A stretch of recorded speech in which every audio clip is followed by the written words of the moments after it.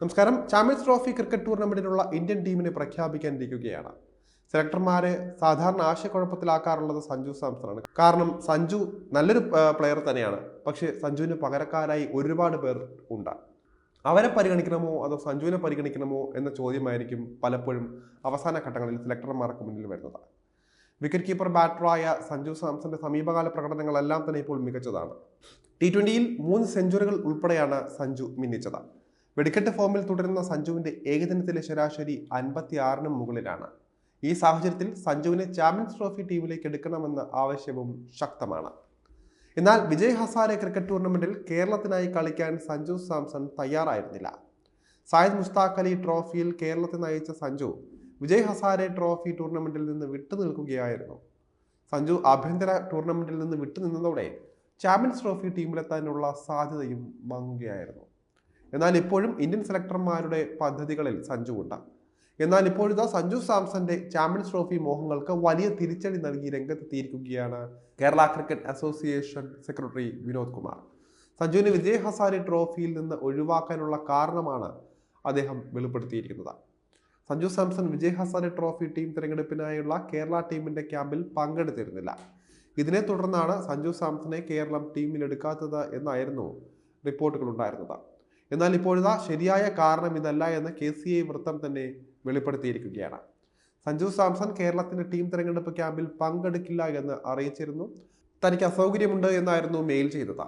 എന്തു കാരണം കൊണ്ടാണ് വിട്ടുനിൽക്കുന്നതെന്ന് വിശദീകരിച്ചില്ല. പരിക്കിനെ തുടർന്ന് സച്ചിൻ ബേബിയും പങ്കെടുത്തിരുന്നില്ല. 2 സീനിയർ താരങ്ങളെയാണ് കേരളത്തിന് ഇതോടെ നഷ്ടമായത്.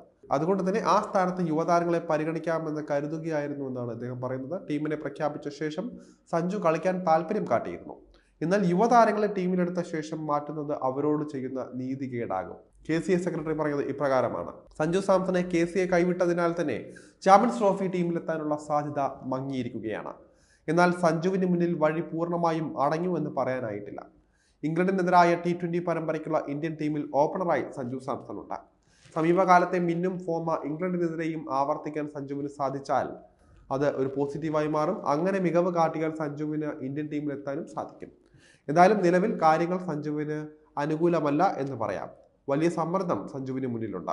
ഇതിനെ മറികടന്ന് വലിയ പ്രകടനം നടത്തി ചാമ്പ്യൻസ് ട്രോഫിക്കുള്ള ഇന്ത്യൻ ടീമിലേക്ക് എത്താൻ സഞ്ജുവിന് സാധിക്കുമോ എന്നാണ് കാത്തിരുന്ന് കാണേണ്ടത്. എന്തായാലും KCA സഞ്ജുവിനൊപ്പം ഇല്ല എന്നതാണ് സെക്രട്ടറിയുടെ നിലപാടിലൂടെ വ്യക്തമാകുന്നത്. വിജയ് ഹസാരെ ട്രോഫിയിൽ നിന്ന് സഞ്ജു വിട്ടുനിന്നത് വലിയ മണ്ടത്തരം തന്നെയാണെന്നാണ് ഈ ഘട്ടത്തിൽ പറയാനുള്ളത്. ഇന്ത്യ KL രാഹുലിനും ഋഷഭ് പന്തിനും ഇപ്പോൾ മുൻതൂക്കം നൽകുന്നുണ്ട്. ഏകദിനത്തിൽ സഞ്ജുവിനെ പരിശീലകൻ ഗൗതം ഗംഭീറും പിന്തുണയ്ക്കുകയില്ല. ക്രിക്കറ്റ് നിരീക്ഷകരെല്ലാം തന്നെ സഞ്ജുവിനെതിരാണ്. ഈ ഒരു സാഹചര്യത്തിൽ സഞ്ജു ചാമ്പ്യൻസ് ട്രോഫി കളിക്കാൻ സാധ്യതയില്ല എന്ന് തന്നെ പറയാം. ഇംഗ്ലണ്ടിനെതിരായ ഏകദിന പരമ്പരയ്ക്കുള്ള ഇന്ത്യൻ ടീമിനൊപ്പവും സഞ്ജു ഉൾപ്പെട്ടേക്കില്ല എന്നാണ് അറിയുന്നത്. ഗൗതം ഗംഭീറിന്റെ തീരുമാനം ഇക്കാര്യത്തിൽ വളരെ നിർണായകമാണെന്ന് തന്നെ പറയാം. പക്ഷേ മികച്ച ഫോം സഞ്ജു കണ്ടെത്തിയാൽ അവർക്ക് സഞ്ജുവിനെ കൈവിടാൻ പറ്റില്ല. T20യിൽ മിന്നിക്കുന്ന ആൾക്ക് സ്വാഭാവികമായിട്ടും ഏകദിനത്തിലും നിലനിൽക്കാൻ സാധിക്കുമെന്നാണ് ഇപ്പോഴത്തെ ക്രിക്കറ്റ് നിരീക്ഷകർ പറയുന്നത്. അതുകൊണ്ട് തന്നെ സഞ്ജുവിനെ സംബന്ധിച്ച് ഏറ്റവും നിർണായകമായ T20 പോരാട്ടമാണ് ഇംഗ്ലണ്ടിനെതിരെ നടക്കാൻ പോകുന്നത്.